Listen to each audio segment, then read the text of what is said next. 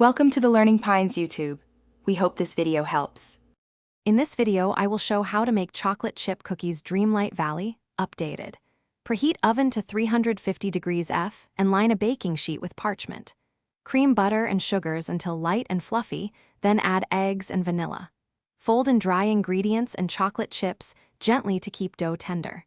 Chill dough for at least 30 minutes for better flavor and texture before baking. Bake until edges are golden.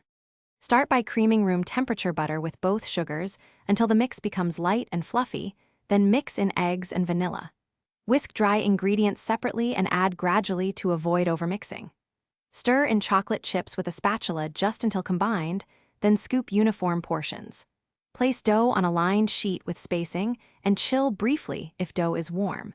Bake until edges are golden and centers are soft for a chewy result. For variety, try swapping half the chocolate chips for chopped nuts or toffee bits for extra crunch.